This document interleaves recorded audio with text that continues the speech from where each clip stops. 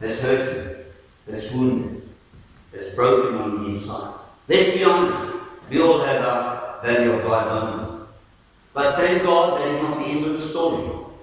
Because what happens to Ezekiel is God tells him, listen, these dry bones, they can come alive again. And that's the message for you today. No matter what area of dry bones you have today in your life, the message of encouragement is God can breathe new life into those dry bones, into those dead areas of your life, and He can bring them back to life again.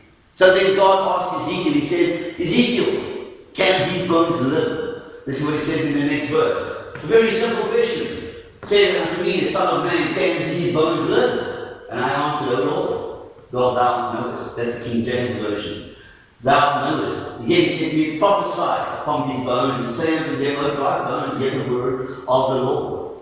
I love that question. Can these bones live? I'm sure Ezekiel in the natural must have thought, there's no way in the natural. That's impossible. These bones are dead and dry. There's no way they're ever going to come alive again. But I love his answer. It's a very clever, articulated answer, but one of faith. He says, O God, you alone know. You know all things, Lord. You can do all things. You're in control of the universe. I might not see a way, Lord, but I know that you already have the way. That's a statement of faith. You know, he didn't look at his circumstances. Notice, he didn't complain about all the reasons why the bones couldn't come back together. All he done was he focused on God. Remember last week's message? Focus on God and not your problems.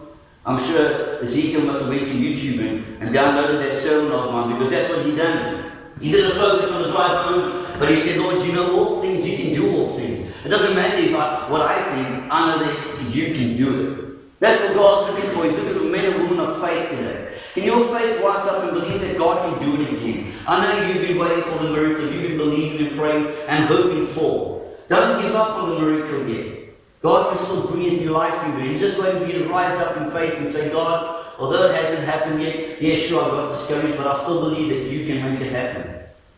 Even the dead, dry bones can come back to life. Those dead areas in your life, they can come back to life. You can still see the miracle, the healing, the restoration, the freedom, the breakthrough.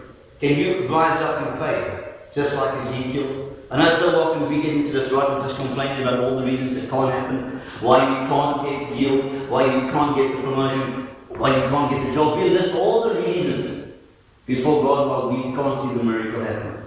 God is saying today, listen guys, if you stop complaining about the reasons why not, and just believe that I can,